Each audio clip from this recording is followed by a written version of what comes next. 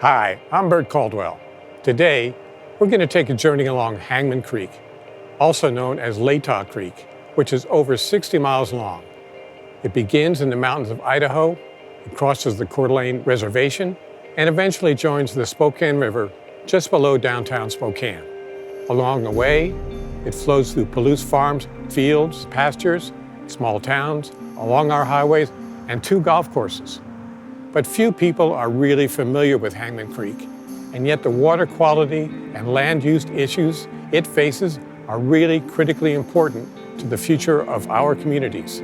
Solutions will require cooperation, smart investments that will affect everything from the ability of trout to once again swim and breed in Hangman's waters, to our sewer rates, and to maintaining the productivity of the Palouse's farms. Hangman has a story to tell, one that should encourage us to take more actions like those you're going to hear about as we take our journey. Water quality problems in Hangman Creek originated decades ago, where we straightened channels, we lost riparian areas along the main stem and the tributaries, and we did get a lot of forest cover that was taken away many years ago with the advent of farming. Down here near the mouth of the Hangman Creek, where it runs into the Spokane River, you're seeing all of this dirt and sediment that's in the river has been transported largely from the Palouse area upstream, and it makes it all the way down here and out into the Spokane River itself. The sediment chokes out aquatic life. Trout don't like it. They have to move and find new places to live and forage. It would be just like us trying to live in a smoky room.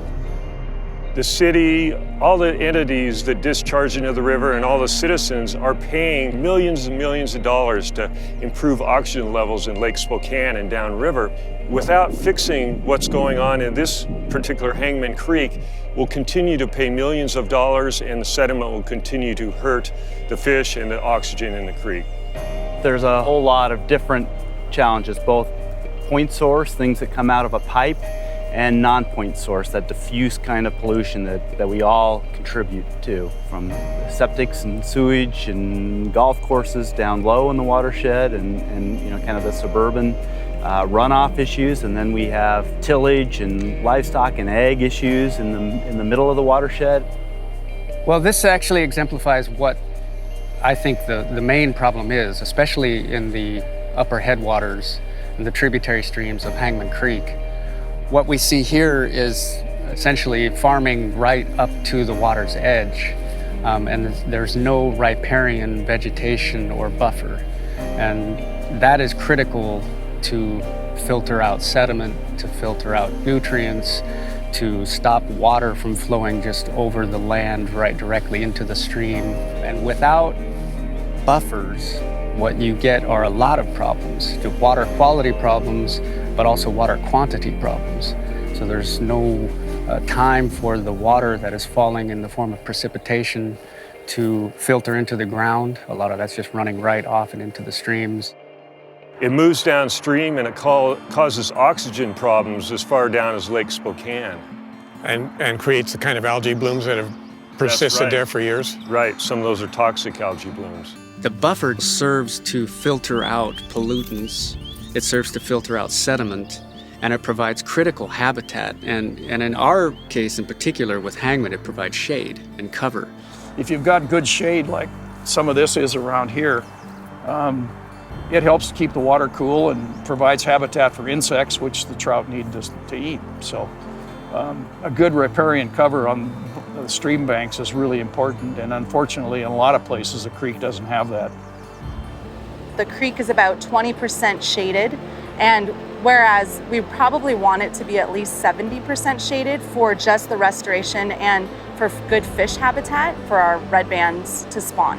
Historically, Latah Creek, according to the Nespert records, they have records that showed that they would catch 1,000 salmon per day for 30 days in the fall.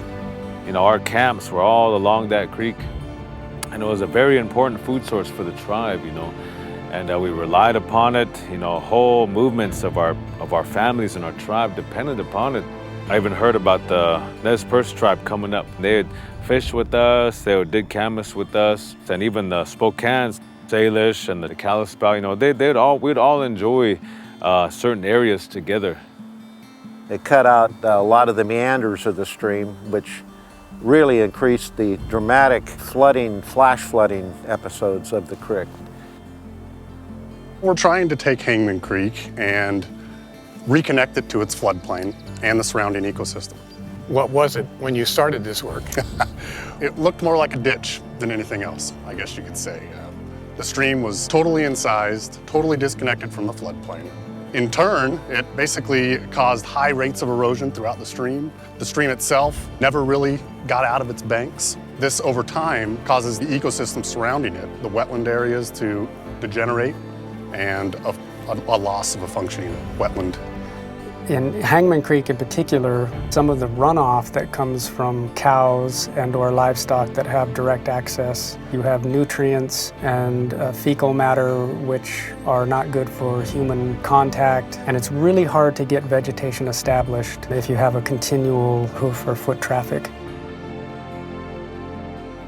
I think that we've got two things that have to happen together. We have to focus on our upland farming practices and at the same time look at what kind of setbacks are needed from those streams to really do a good job of protecting water quality. Direct seed and no-till farming are practices used on the land that reduce the amount of passes over the ground. After these crops are harvested, there will be anywhere from 12 to 18 inches of stubble left on the field. You don't destroy that root structure in the ground. We want to stop the movement of that soil down these hillsides. With no-till, you don't lose any soil, there's no erosion. It holds water much more readily than it did before. Plus, you're not seeing any real erosion, when we get heavy rains and there's no soil moving, I'm not losing anything. It's staying up on top of the hills where it should, and you know, I want to be a steward of the land, and that's important in everything that I do. Small amounts of setbacks planted with native vegetation is going to go a long way. One of the best things that we can do is kind of plant or start to do some of this bank restoration.